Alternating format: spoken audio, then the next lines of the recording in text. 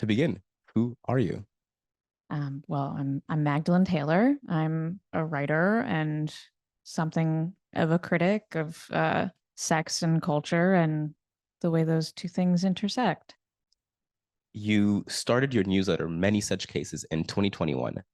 At the time, the internet still felt like an open space where you could have, honest and subversive conversations, and where the appropriation of derogatory terms like "pog," it was called famously "pog," um, felt like an earnest gesture. Do you think that gesture would still work now? And if not, what kind of gestures have replaced it, especially around that discourse? Hmm, that's a really good question. Um, I would say that if it's a matter of I don't know, politically getting away with calling it pog blog or something, I think that's still up in the air. But more than anything, I sort of feel like it's grown tired. Like it's become, I don't know, the same sort of thing has happened with the term like big naturals to me, is where it's it's all kind of entered like quirk chungus territory. Like it's like more than anything, I'm like, oh no, that's it's time to be a little bit more mature, I guess. um I don't know. I would love to hear you ask me the question again. It's been pizzified. It feels like Yes. the meme overtakes any desire for subversion. And when, everyone on a social media platform starts using the term, then the initial, I think, maybe reappropriation then just starts to feel tired. Like quite literally, you can't all have big naturals. It's just like No. statistically impossible. No. No. Um, it becomes more of like the word loses its meaning essentially. Right. Right. Yeah, I definitely think we've reached a point where there isn't anything subversive about a term like big naturals, especially. When I first made the Pog blog thing, it was a much less serious endeavor in writing on Substack. I genuinely wanted it to just be me writing about stuff that I thought was fun and interesting and funny. Mhm. And I do still think that there's a lot left to dissect about like the sexual political ramifications or implications of the term pog. But it's I pivoted from that in what 2022 2023, Yeah. um because I think that it was it was confining. Obviously Hogblog is I still think it's a fun name, but it doesn't leave you with as much room to talk about other things. Um, I am particularly interested in your work from the impact of the digital and technology on sex and culture. Um, what is the impact, in your view, of the sort of digitization of the vocabulary of desire? A term like POG or big naturals or whatnot, they feel very, very online. Mm-hmm. Um, have you seen like an impact of that language into sort of real life interactions, or when you're interviewing people who are trying to get out there and sort of leave their little social media and being into the world? Like, what is that? Yeah, what's the impact of the digital vocabulary on sort of real life interpersonal or sexual interaction? Well, I think it's very much flattened it.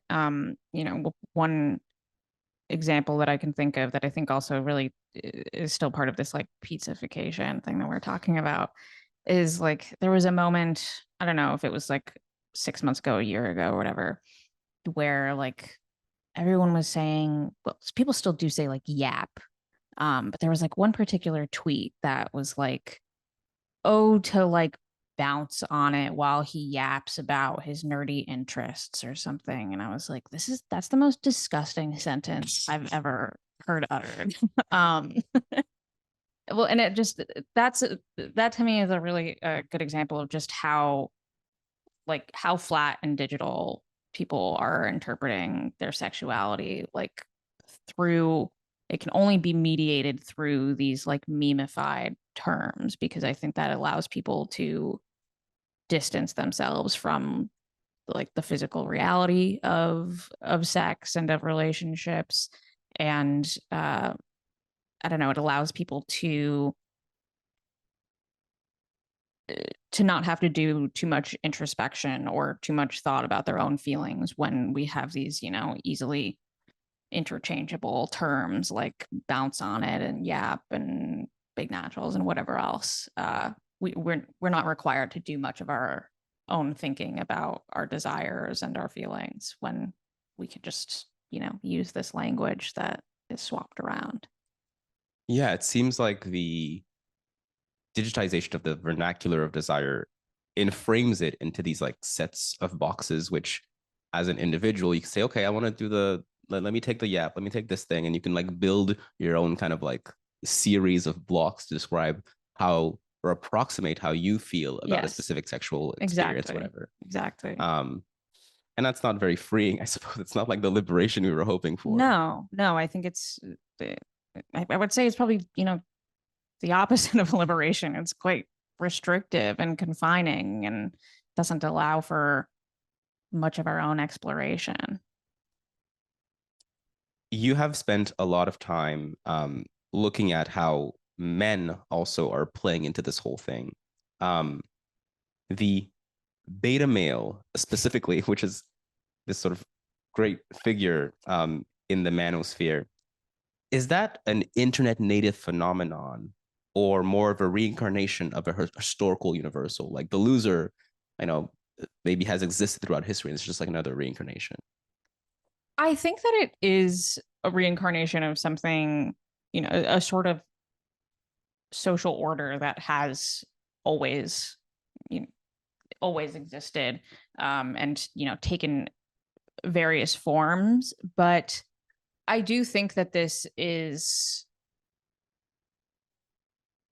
you know, it's the same thing where the internet, it does allow us to really flatten that social order down into uh something more linear. You know, I don't think that out in the real world we're really thinking so much about how a person ranks in the alpha beta spectrum.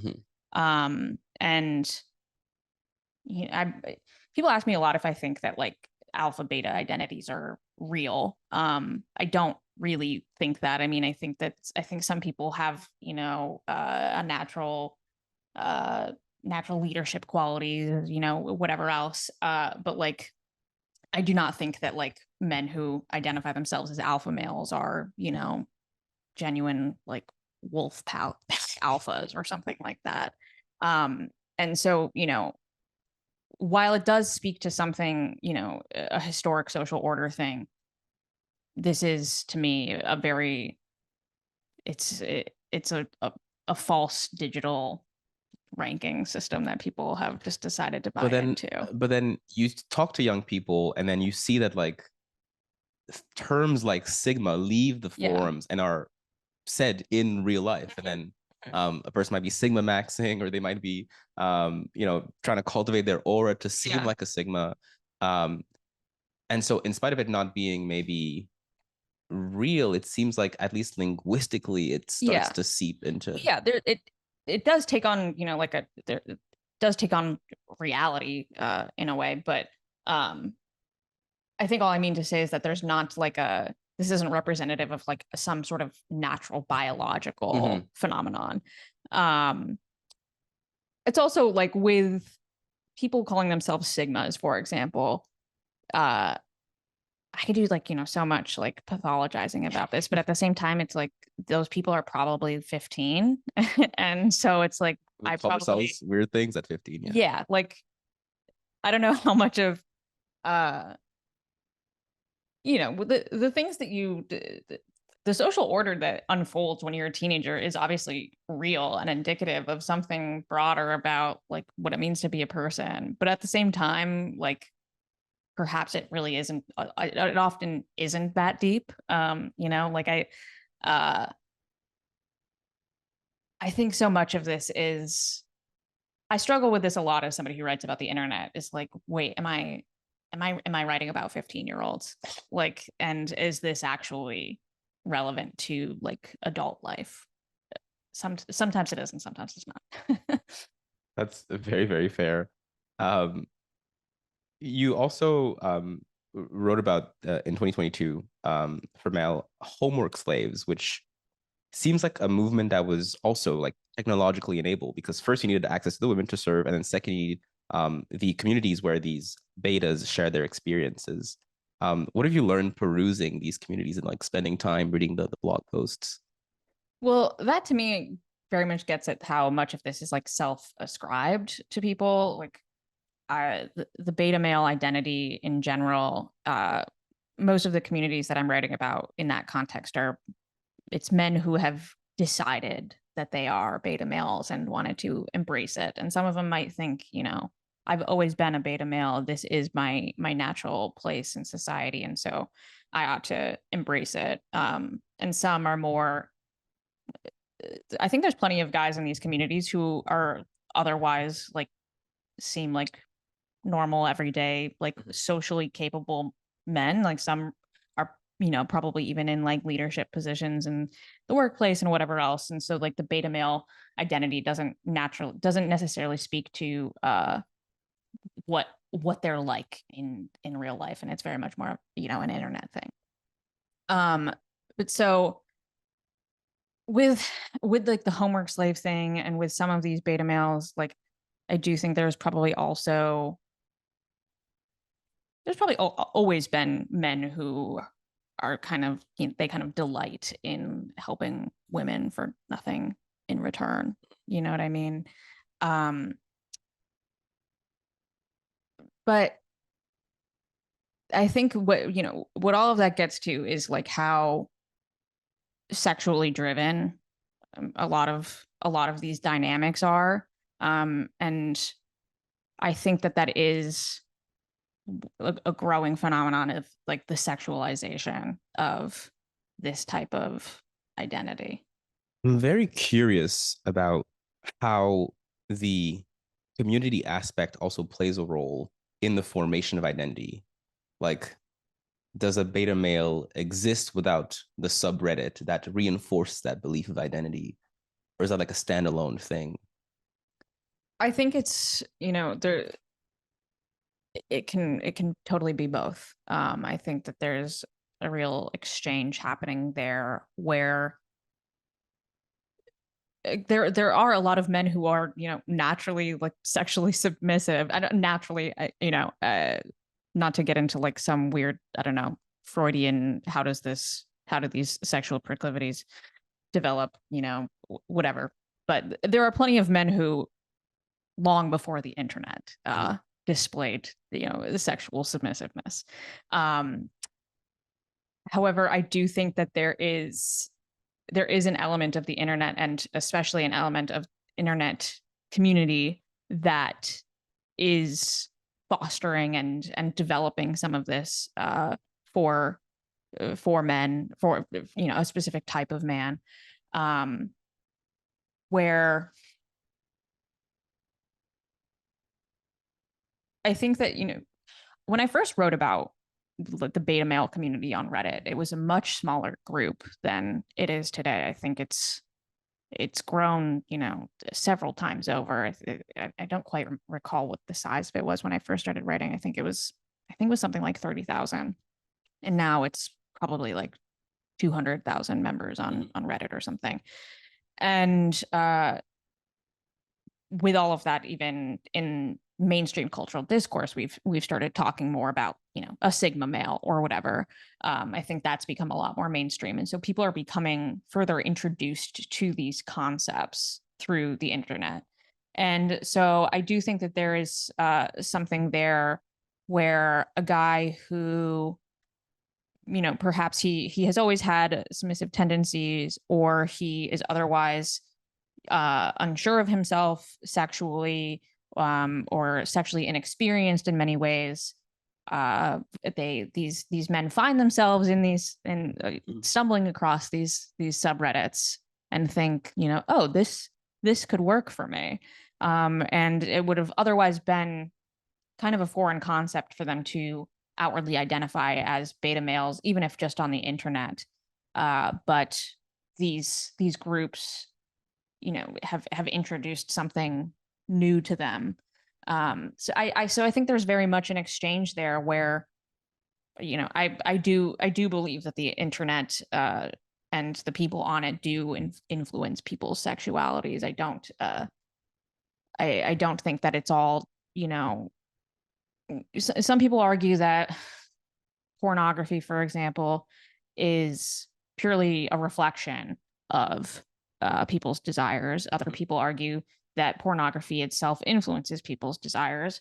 I think it's very much an exchange between the two.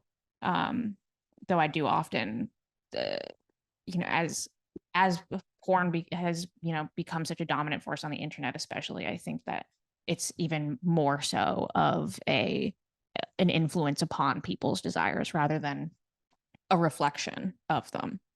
Mm-hmm. To borrow the McLuhanism, we shape our porn and thereby our porn shapes us, kind of thing. There we go. So glad somebody said it better and before me. Um, in the digital manosphere, we have these extremes, the gooners who you've studied, all the way to groups like NoFap, with the latter veering more into a lot of like right wing traditional messaging. These feel like very polar opposites. How do you explain that polarity? Hmm. Well, I kind of think that that is itself one of the defining characteristics of the internet is polarization.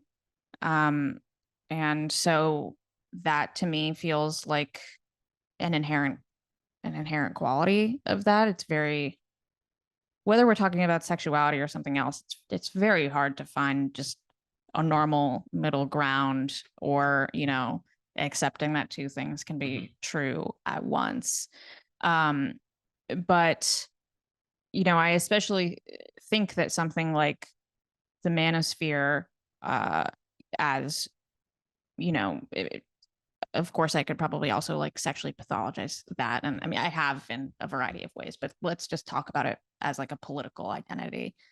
The the presence of that and the increasing dominance of that on the internet, I think, very much is is leading more people to the other side of that sexual political spectrum towards like a beta male identity.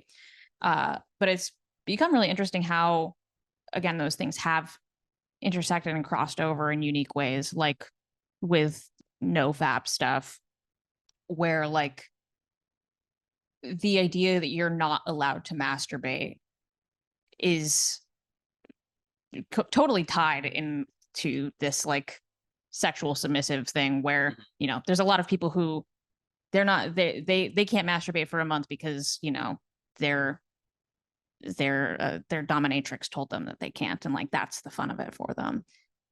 Meanwhile, there's also now a huge swath of men who are not allowed to masturbate for a month because other men on the internet told them to do that. Yeah, that they're not allowed to do that, but like it's not.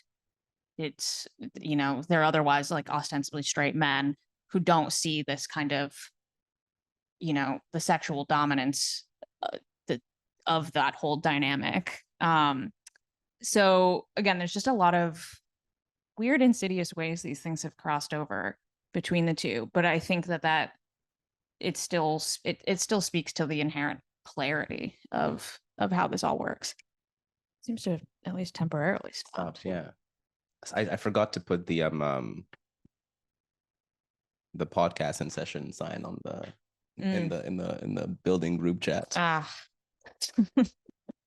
is there actual building group chat? There's not a building group chat. I should start it though. Yeah, I mean, it seems like a kind of a good thing to have, but Yeah. I've never actually heard of anybody have it. No, I went to the bakery today to get something from my upstairs neighbor who moved in recently, but there was a line, so I didn't. But I'm gonna go back. I'm gonna get her something because she got me a bottle of wine. That was very sweet of her. Oh, that's so Yeah, nice. shout out Rose. I will get you a baked good. Mark my words. I have a bold proposition. Mhm. Nationalizing dating apps.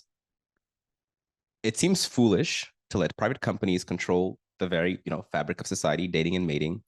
Why is this not a public good instead of an extractive enterprise that profits from active and ongoing use? Thoughts?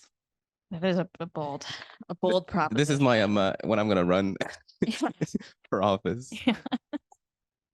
Have you told Zoran about this? Yeah, this idea. I'll put it on to it. Yeah, he did meet his wife on Hinge allegedly. So yeah, there we go.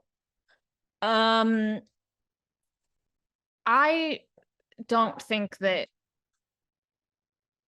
love should be a commodity that any large entity owns.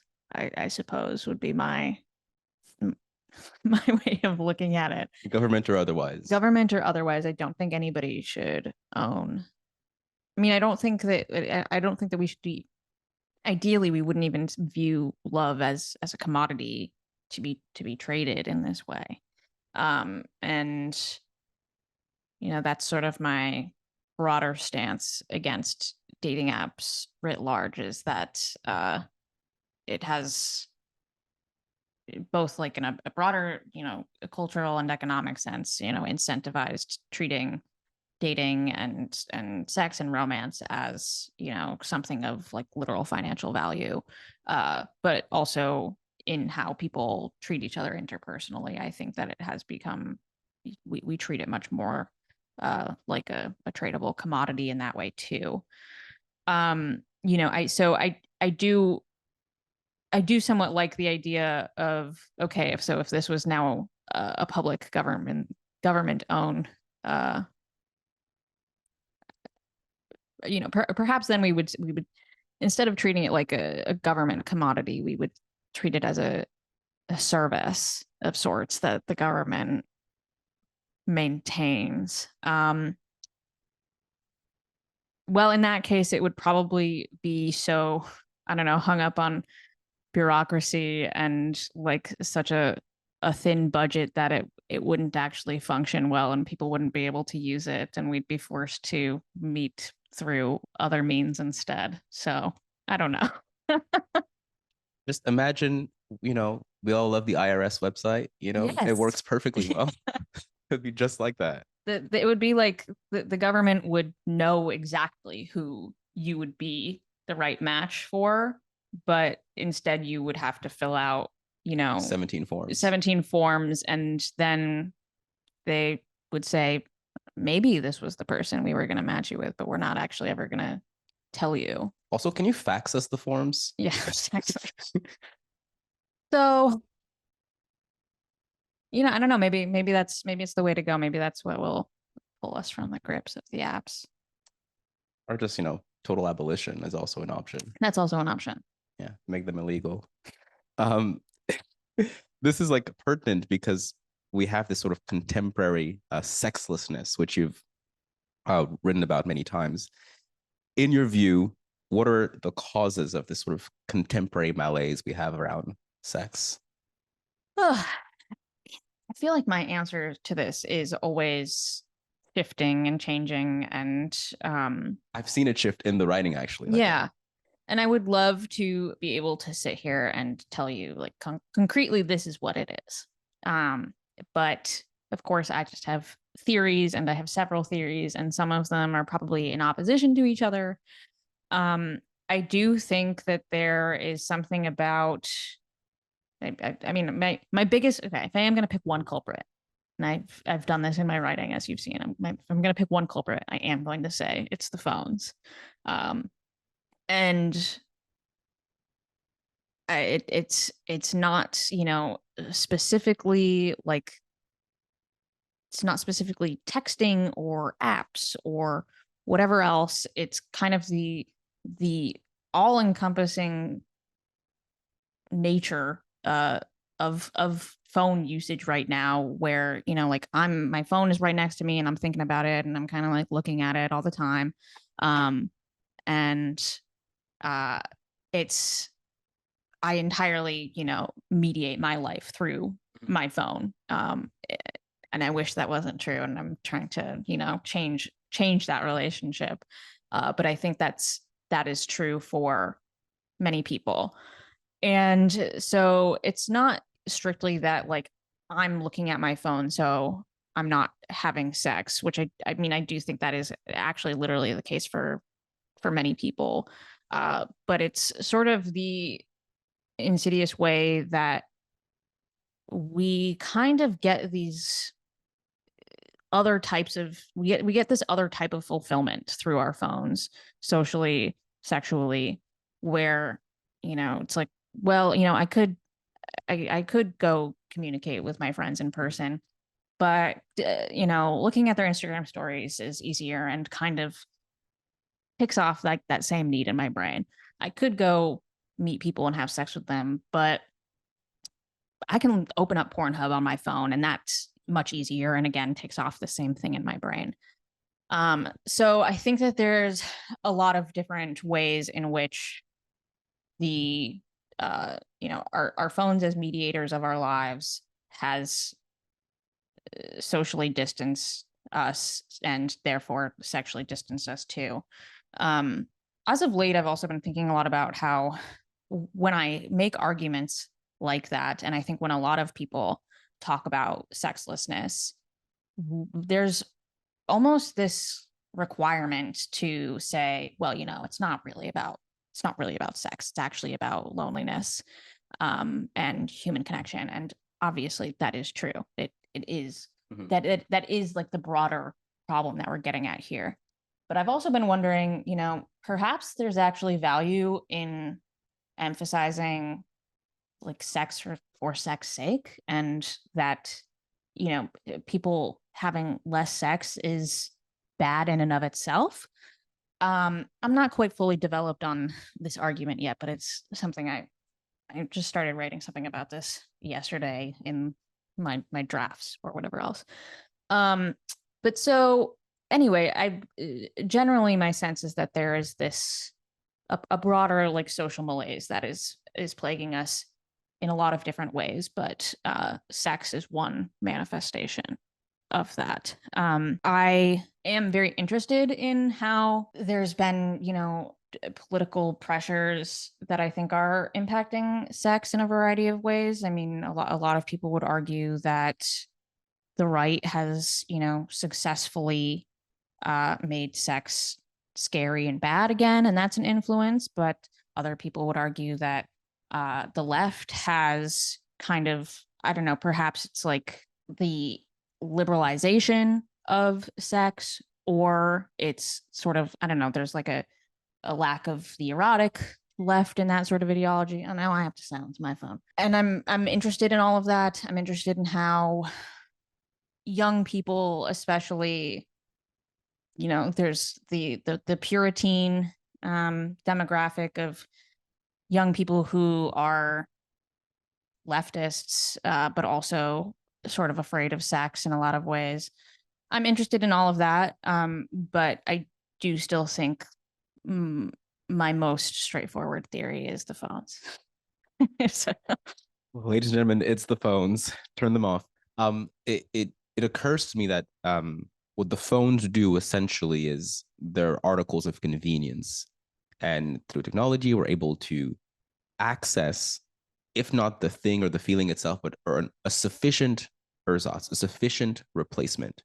And so, whether that is connection, whether that is even like a food instead of a home cooked meal, we have a sufficient replacement in a kava bowl delivered to your door. And the danger is that if we replace everything with a sufficient replacement, then all we have essentially is like a set of sort of mediocre interactions absolutely. or things we eat or things we do, because they're all mediated through this idea of sufficiency and not this idea of excellence or of greatness or of the sublime.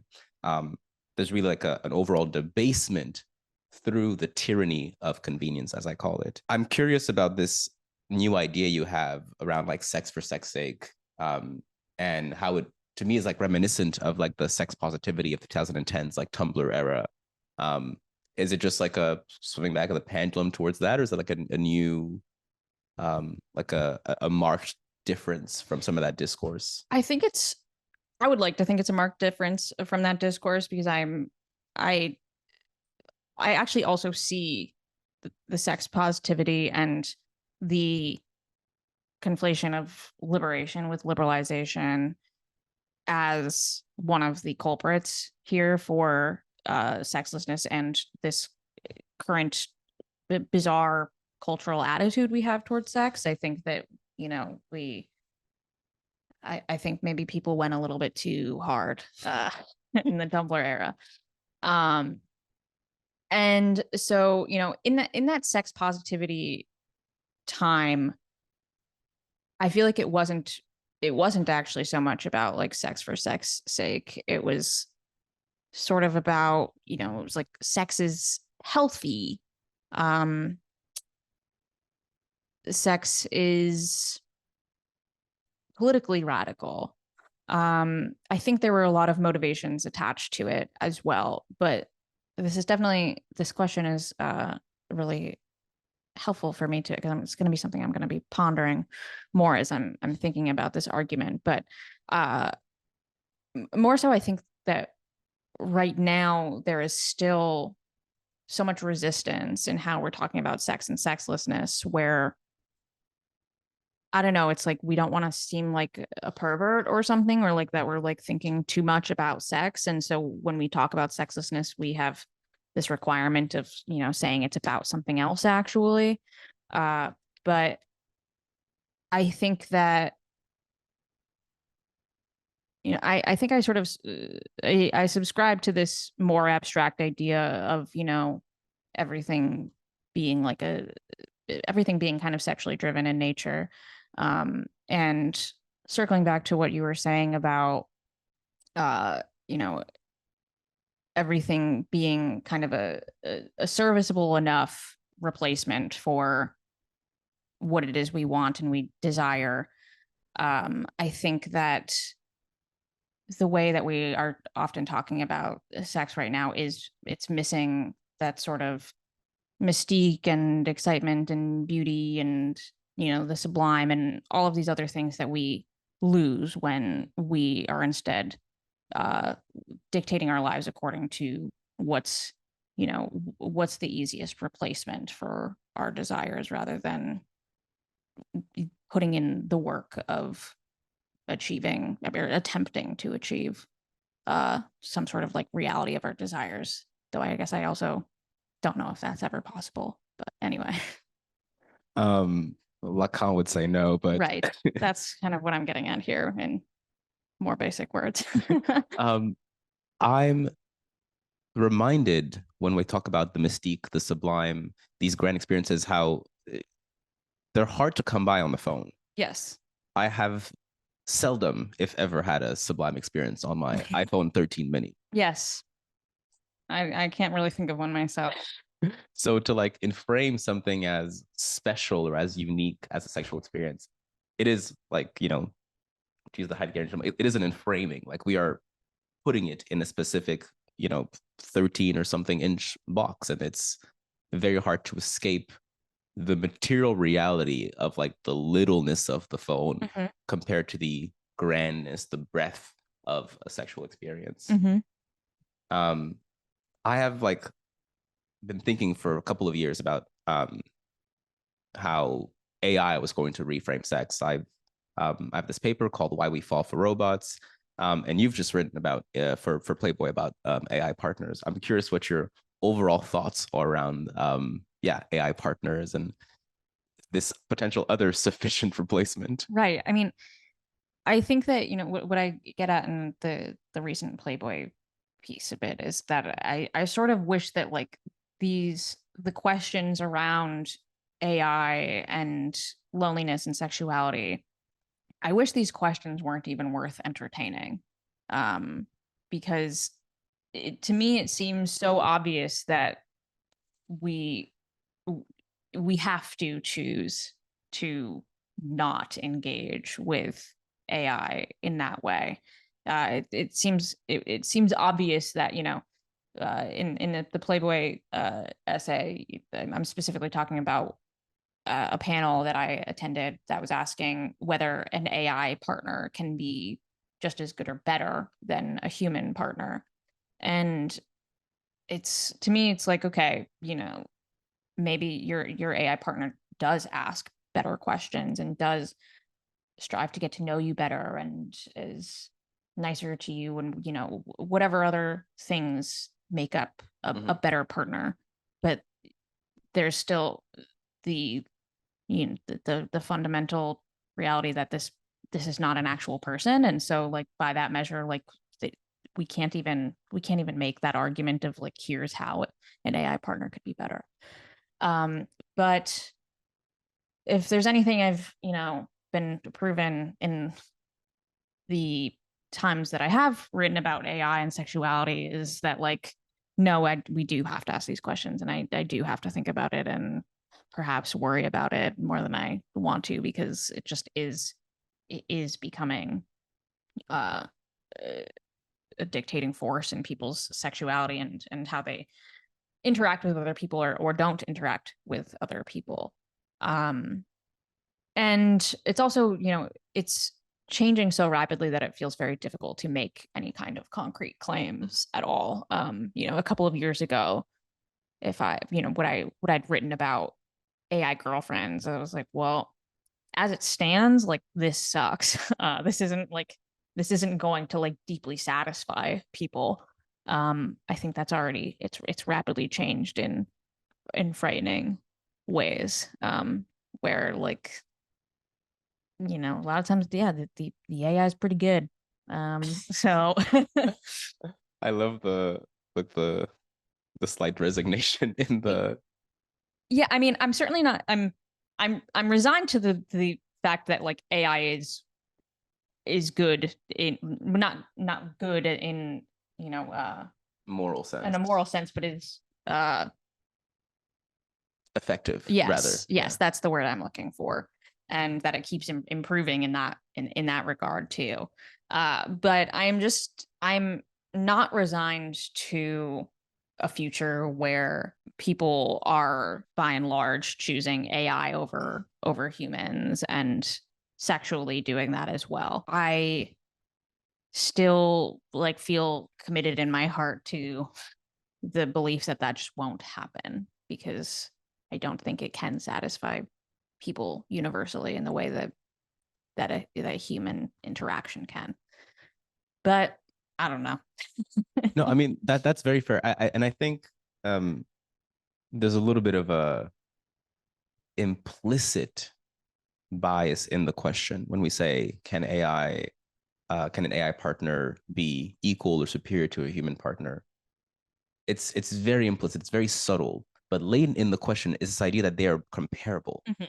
And the comparison in itself is another form of tyranny. It's like, by putting these two things together, we're making the case that they should at all be compared when perhaps Right. they should not.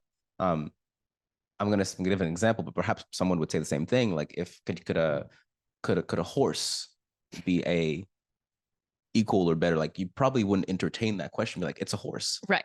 Yes. But part of, I think, what technology does very aptly in sort of societal discourse is bring two things together, and the winner in that conversation is always technology that's elevated to the level of the human. Yes. When we ask the question in my research about, like, AI art or whatever, we're elevating, I think, AI art to the conversation, to the comparison of a work made by a human. So, and there's a little bit of a implicit latent trick in the question. Yeah, absolutely. That's what I mean when I say I wish we weren't even obligated to entertain these questions, because it seems, first of all, ridiculous, but then also the more that we're forced to entertain these questions, the more they become reasonable in in the cultural mind. Now that you looked at Replica, you look at a lot of these platforms, has this changed or caused you to reevaluate your, like, model for modern companionship as, like, of course, like, centrally human plus human, is it like human plus AI on both sides? Like, have you, like, updated that model based on the different cases you've seen of people, how they've been using them? No, no. I This isn't to say that AI doesn't and won't have utility. I mean, especially, I think we're talking specifically about AI like chat bots and that I feel like there's such a we say the term AI as if it's kind of like one thing, and Yeah, there's chatbots usually with a 3D avatar or a 2D avatar that you can talk to. There's I think there's so many ways that AI is a broad a broad umbrella of possible things can augment our relationships and maybe make certain aspects of human connection easier or more understandable for people. I mean, I know plenty would like to argue that somebody who struggles with communication can better learn how to communicate with other actual people by communicating with AI chatbots. And sure, but does this actually change the fundamental framework of relationships? To me, no. And again, I'm very conscious of the future possible reality of having my ass handed to me, and being totally wrong about everything. But again, it's sort of it's a political philosophical stance that I'm currently choosing to take by rejecting that possible and less of a future. stance on the future capabilities of the technology. Yes. This is something that I've written quite a bit about in my paper Digital Fantasy Forever. There's this notion of paracosms, which is very interesting. Another sort of thing I take from Jeffrey Sconce, the great professor. But the paracosm is this sort of digital world that children inhabit. Usually they're playing knights in armor or whatever, but a couple children keep that paracosm into adult life, which is sort of this imagined world. What's been very interesting to me is how essentially with technology, whether it be AI or immersive games, you're able to extend paracosms into adulthood without sort of having to rely on just pure imagination. And when psychologists study paracosms, they see that actually they're quite useful for children because in the paracosm, when you have your friends and the lion and the witch and the wardrobe or whatever, you are able to practice social interaction. You're able to practice conflict, and you bring that back into your real life interactions. And so children sort of benefit at a young age from enacting those social situations. Now, the problem to me with something like a replica or an AI partner is that what if you're rehearsing for a moment that never comes because you never leave the paracosm, the digital paracosm? You never leave the sufficient AI relationship. And so this idea of the practice or the rehearsal is a little pernicious to me because the tendency is to remain in that interaction and not to leave. Yeah, absolutely. And I think that's that general arc of not leaving when it comes to the internet has proven itself to be true in so many different ways. I mean, even with dating apps too. There's the idea that people are this is strictly a utility to meet other people, but we're now seeing evidence that they're designed to just keep you actually just using the apps rather than meeting a person. And Instagram and every other app that we're using is designed to keep us on it as long as possible. And do we really think that an AI chatbot is going to be structurally designed to get us off of using that product? Of course not. Of course it's going to be designed to continue our usage and service ads. Yes. You wrote about Replica. Replica functions as a merging of these two perspectives, that there is no one really there, no person to locate as the object of your desire places it into a category much like the voyeuristic style of porn viewing. And yet it requires far more effort, far more of your own self to accomplish by role-playing with Replica. You still have to interact with it. I really like this portion of that essay because it implies that it's not just something that you like buy off the shelf. You have to shape it yourself. Yes. Could you expound on like the role of what I call in my research nurturance in that relationship, like how people are shaping it or building it to their own liking? This is another case of, things change so rapidly. And so I don't know how long what I'm saying about these chatbots will continue to be true. But generally, most of them function, by building their knowledge, and their interactions with you are based on their interactions with you. It's using what you've told it, as its knowledge foundation, and working from there. And I mean, there are plenty of AI chatbots too that are pulling from the internet writ large as like its knowledge source, and whatever else. But generally, they're sort of yes men to to whoever they're speaking to, and so it's very much that's the temptation of it all. I think is that somebody can spend a lot of time talking to a chatbot and think like, wow, like this is my dream person. This is exactly the type of person that I would want to meet in real life, and they're so perfect. I'm actually never going to meet that person in real life. And it's like, well, yeah, because you made them that way. And so that too is the threat here of keeping people locked into that universe, is that it is precisely it's built off of your own desires, and what you've told it and what you want it to be, and that is, I think, yeah, that's a scarier portion of it. But again, I think that as all of this advances, there could be a world in which that's not totally true either. But I think that's scary in its own ways. Yeah. The fantasy of customization is also the tyranny of customization, Yes. right? This idea of perfection is also like erodes the appeal of the quote unquote real world. In 2023, you wrote, "It's absurd to think that AI at this exact juncture will yield a fundamental change in the economy of naked women. Years have now passed and technology has increased significantly. Do you still hold that statement to be true?"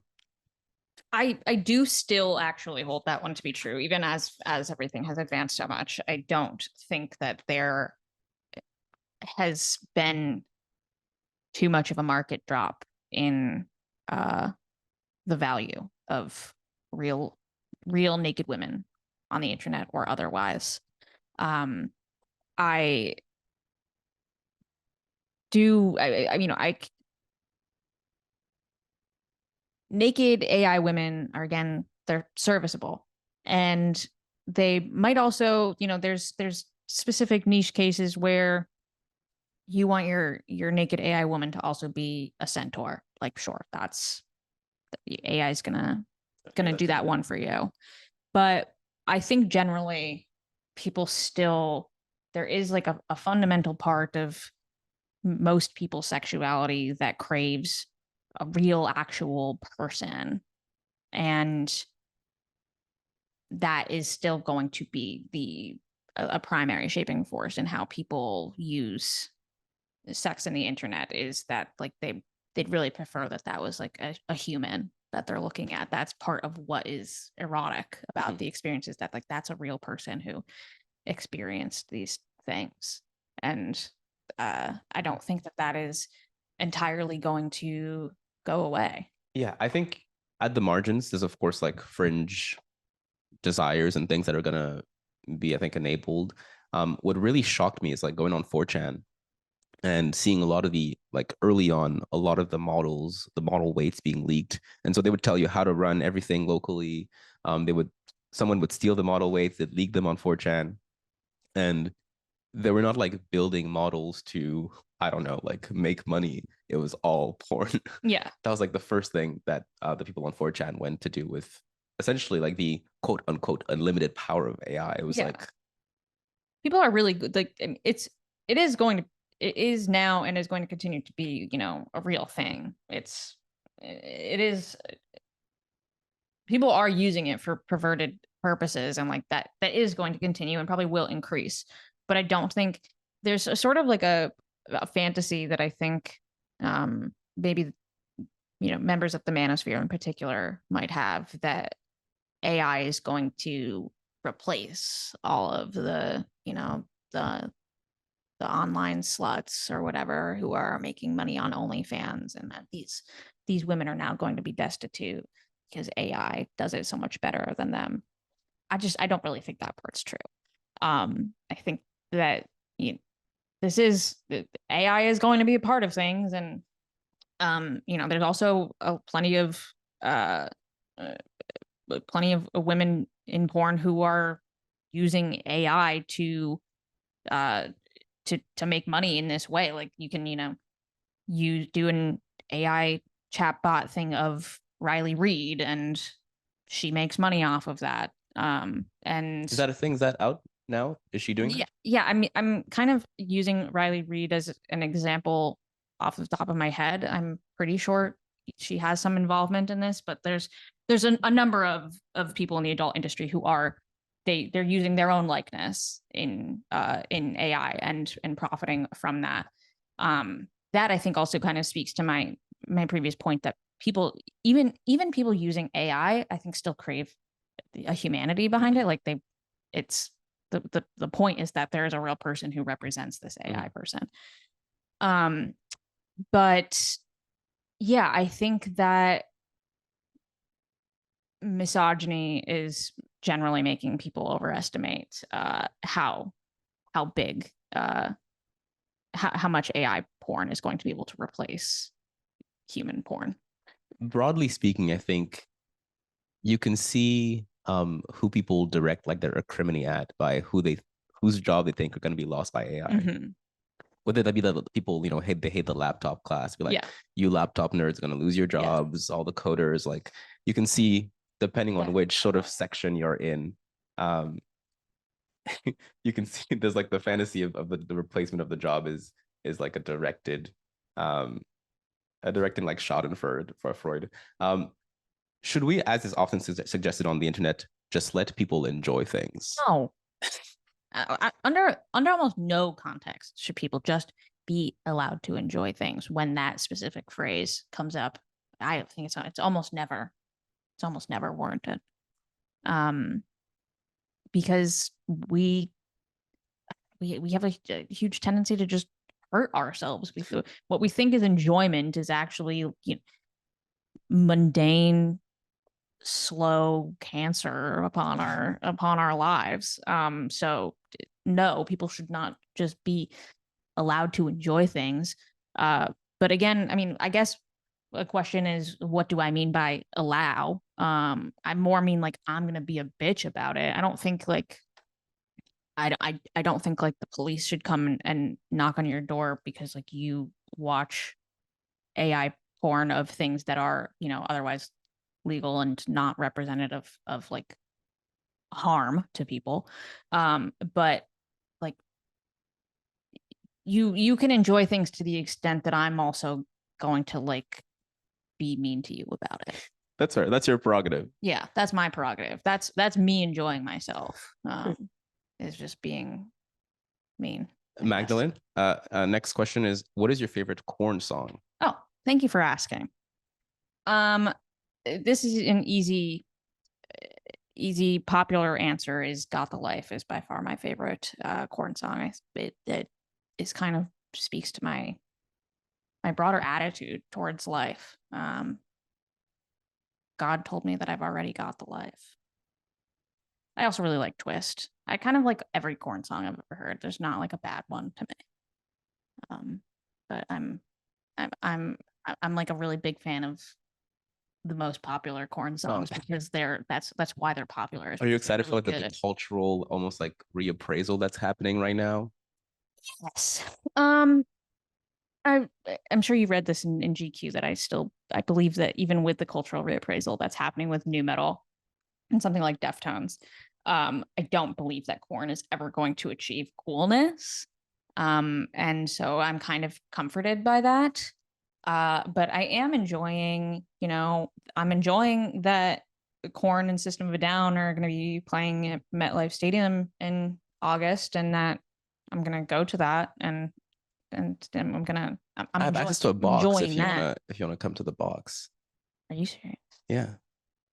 Yes, I really want. Okay, let's talk about I that. really want to do that. In what ways is the current cultural depiction of the tradwife a fetish? So I think that that's a lot of the right engages in this like pornography of purity. I think that like they the trad wife is positioned in contrast to the contemporary feminist, I don't know, cat mom or something like that, or the the OnlyFans woman, or Bonnie Blue who sleeps with 1,000 men, or whatever else. I think that the trad wife like engages in its own sexual fantasy, which the specific fantasy is that you have a woman who uh, does whatever you tell her to do and cooks and cleans for you, and probably engages in whatever sexual desires you have, but has never engaged in the sexual desires of another person. And I think that itself is a pretty transparently loaded sexual fantasy. But the irony, of course, is that people want to say that this is in contrast to other pornographic fantasies that have shaped our culture. It's hard not to draw a similarity, at least in the gesture, when we talk about the shaping of one's AI chatbot. There's a, like Pygmalion sort of syndrome happening here, just technologically or with another individual. In the 13th century, Abelard, a philosopher and teacher, and Héloïse, his pupil, had a sordid love affair, which is widely accepted as one of the first epistolary romances. Beautiful letters. I really like them. What is most interesting to me about the whole affair is that their missives were sent by horse as open letters, meaning they could be read at every pit stop by the people who were meeting the knight with the letters. This very medieval condition now feels highly relevant with the prevalence of screenshots of dating apps and private conversations. What are the ethics, in your view, of sharing dating app or otherwise private screenshots? I think that, specifically with dating app screenshots, I think that that really highlights the way that uh, dating and romance have become these like publicly traded commodities. And that, it further reveals that people's motivations for dating right now and using dating apps is often not, in fact, to form a connection with a person, but to like form content for the internet, to which in turn gives them some kind of sense of fulfillment, and the sense that they have a lore about their lives or something. um the broader phenomenon of screenshots, and particularly with people's personal lives, I think speaks to a broader trend of surveillance that has kind of plagued our interpersonal relationships. And I think that it has also made one of like the primary goals right now of dating and friendship and everything else is actually just to like avoid embarrassing yourself. And I think that that's sort of a difficult axiom to live your life toward. It's like the constant threat of being embarrassed online. I think that that really limits people, and there's a lot about dating, especially, that is like inherently embarrassing. And uh, I think that really, I think it really confines people to have that threat. Yeah, there's no embrace without embarrassment, you know? Right, exactly. My friend, the internet and culture writer Catherine D, has noted that in these surveys on contemporary sexlessness, they rarely account for digital love. Do you think that would change the numbers? I think I love Catherine D's work, but I think we disagree, and like a couple of fundamental ways. But I don't really think it would actually significantly change it would change the numbers, but I don't think it would be like it would show that we actually don't have a problem at all or something. Do you know what I mean? Not even that, like, not even arguing about the value of an online relationship, and, saying that that is, equal to an offline relationship, which, whatever. I don't really think so, but whatever. I also just don't think that, like, so many people are actually having online relationships versus offline relationships that it would totally shift the narrative. I think that it would tweak the narrative. There would be a difference, of course, but I don't think that it would, we would be doing a 180 here in the conversation around relationships and connection. You mentioned in your now illustrious New York Times piece, you should be having more sex, that digital sex, quote, is no match for the real thing. Weirdly, it seems that more of it is happening, even with something like the Harry Sissoon scandal. What would you say to a new generation of lovers who disagree with your statement? I think the new generation of digital lovers who would disagree with my statement do not even, they don't have anything to compare it to. How you hating from outside of the club? You can't even Exactly. get in. Exactly. I want people to feel happy and satisfied with what they're doing in life, and I want people who are, predominantly engaging in online relationships to feel feel that they have, a strong connection with the person and feel satisfied with that and enjoy themselves and be happy. Like, I I do not want people to feel bad about, like, what does, what course of life is available to them.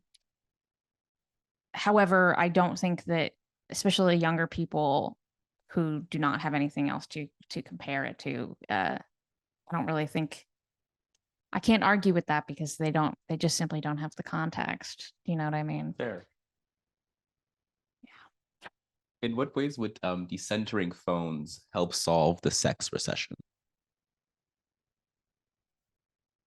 Decentering is a strange word here. Yeah. Let's say turn like going like on a digital detox or something like that. Well, what's difficult about this is that it really is going to take a broader cultural decentering or digital detox rather than, any one individual person getting off of our phones.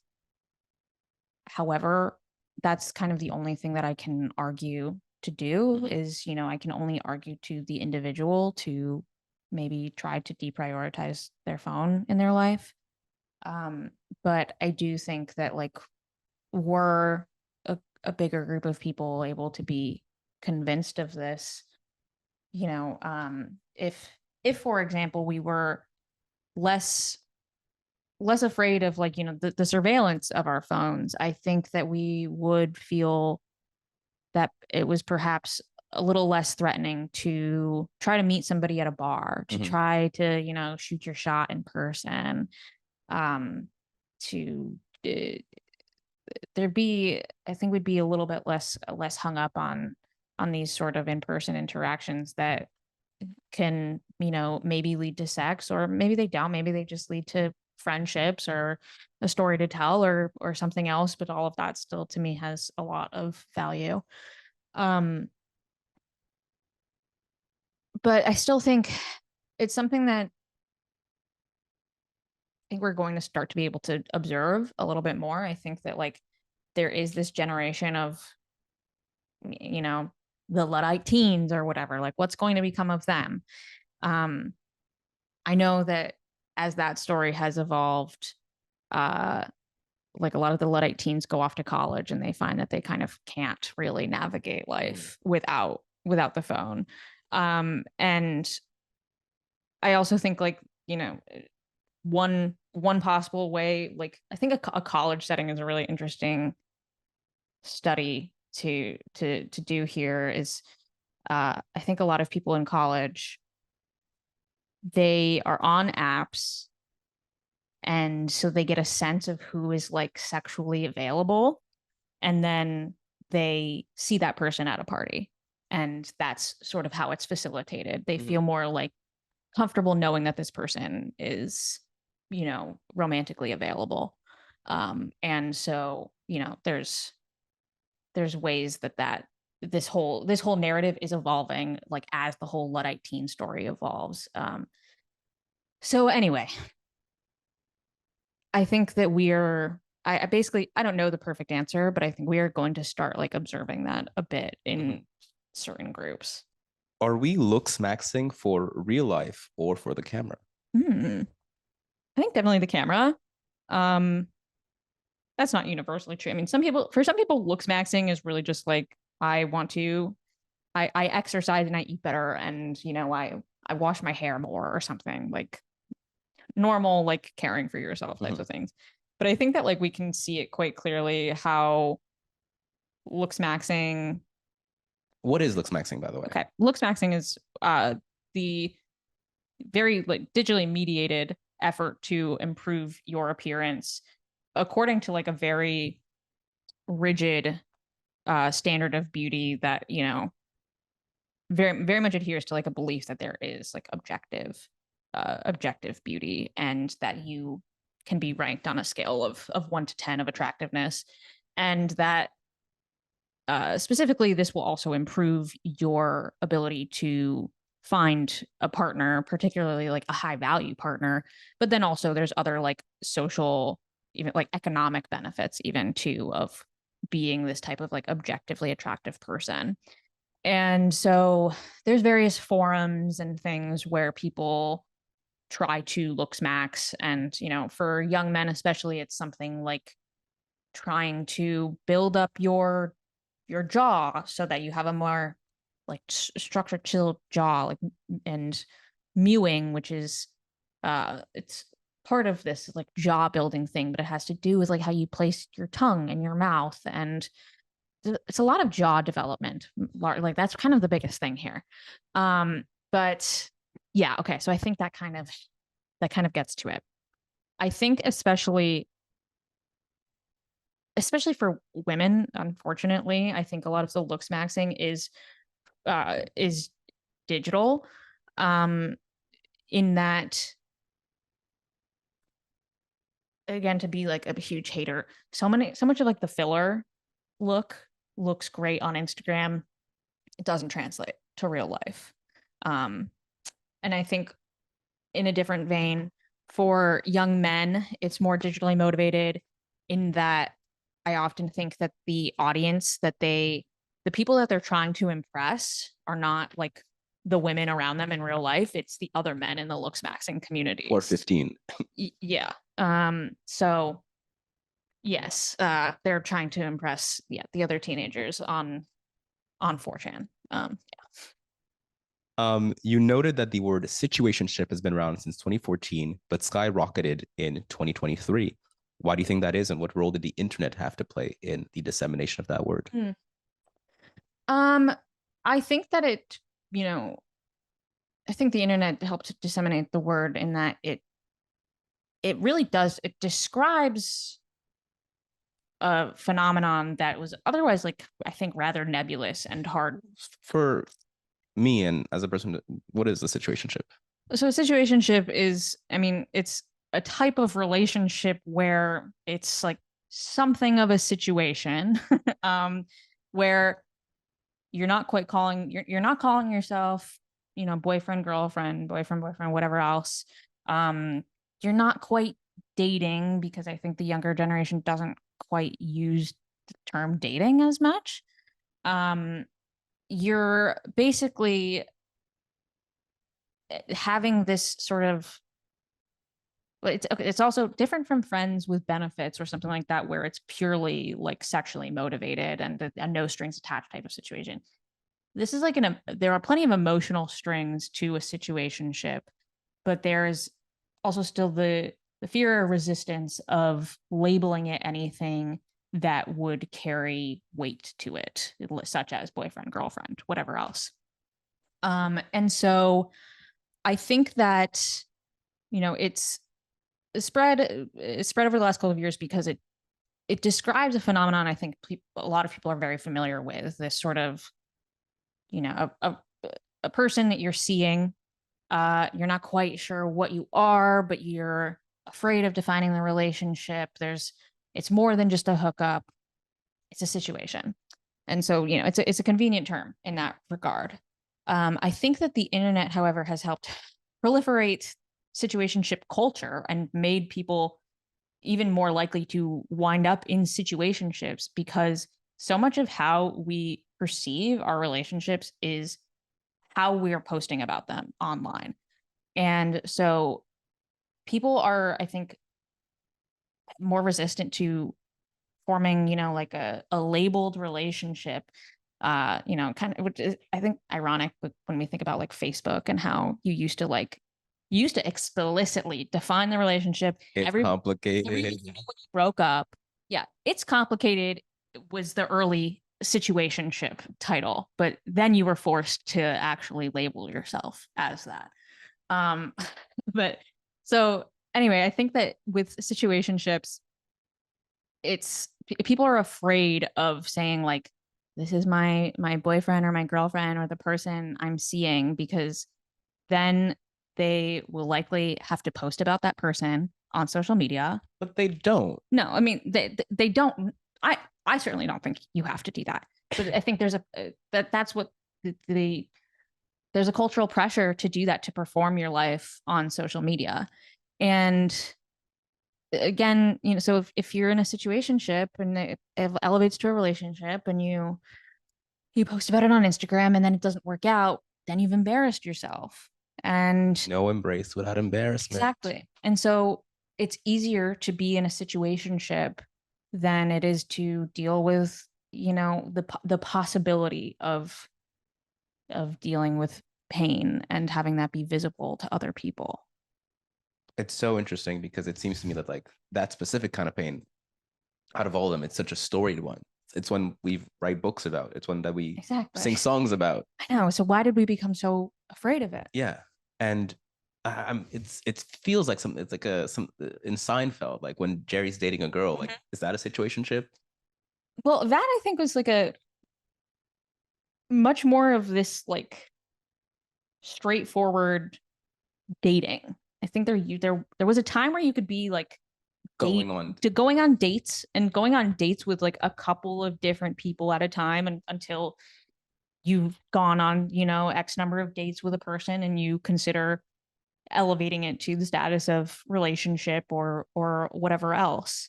But I think that, part of why people are so afraid of being like publicly exposed as like having feelings or of, the embarrassment of breaking up with somebody publicly. I think that that's like a quite natural impulse and something that we've probably always had that impulse.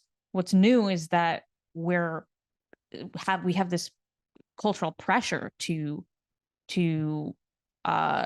document our lives publicly in that way. I mean, it's one thing to tell your friends and family in person that you went through a breakup, but to have to digest that experience yourself and share it through social media, like to have to form the narrative of your own life like that is, I think, a new phenomenon. It was previously relegated to the artists, and now we're all not required, but we all have this pressure to shape a public narrative about our life and share it ourselves that way in this sort of like permanent, visible form that previously did not exist. All right. Last question. One of the 5 films I saw this year was the new Nosferatu. I believe you saw it as well. I'm curious, what did you think?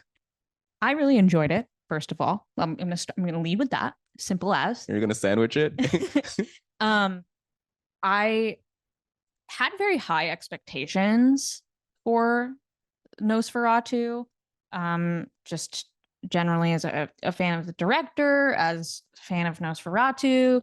I actually like really of well, sort of as the creature, but like of the that area that era of early German cinema. I also really like Lily Rose Depp. Honestly, that's not a popular opinion, Bold, yeah. but I do. I think she's quite talented. I've loved her since The Idol. I'm a big fan of The Idol in a way that most people were not. You and like 5 people. I know. I'm the biggest Idol apologist.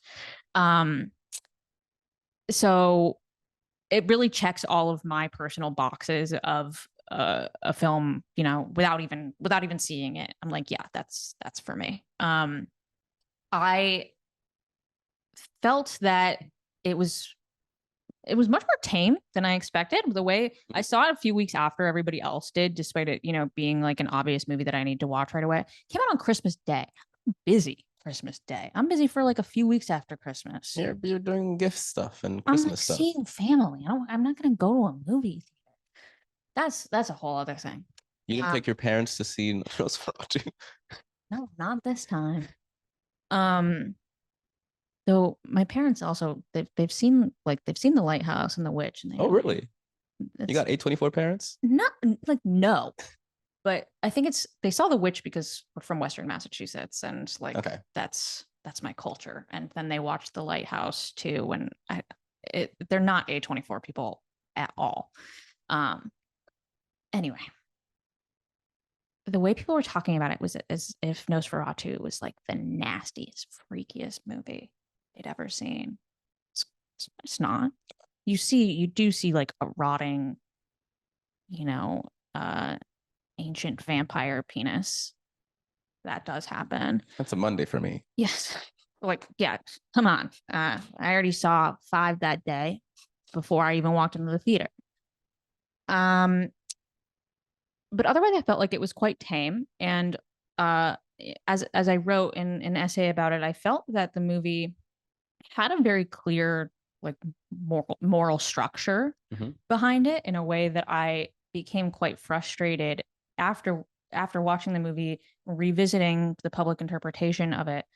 I think that there's a narrative around this movie and also The Witch, that both of those films are movies about women's sexual liberation.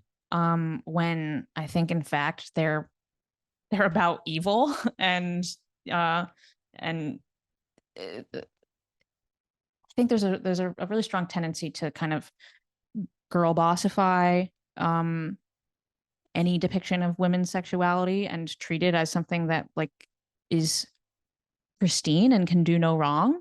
And I think both of those movies in fact make the critical point that women can in fact do wrong, and sexually they can do wrong, and that's one of the more complicated things, that's part of being a person. And that's like one of the interesting questions around sex is its wrongness. Yeah. And so anyway, I thought Nosferatu was great in that regard, and I felt that it actually did emphasize that. I think I think a lot of people miss the point, and that's what I feel about it. With your love of porn and The Idol, you're sort of like a true independent thinker. Well, thank you for saying that. I You struggle with being, like too, I'm like, I'm gonna like pizzafy myself and how much I love like new metal and like my allegiance to low culture in a lot of ways. It kind of makes it sound like I'm sort of like a low culture pick me. But this is this is genuine, is all that's all I can really say. Is like this is who I am and what I like. And I've got to live my truth. Yeah. At the end of the day, the only thing you do is be real. Yeah, I got to be real. On that note, Magdalene, thank you so much. Thank you so much for having me. This was really wonderful. You really you dug in there. You did your research and you asked me the hard question. In the words of in it's gonna be a Nardwarism, it's like, you're Magdalene Taylor. We have to. Thank you. This is fun.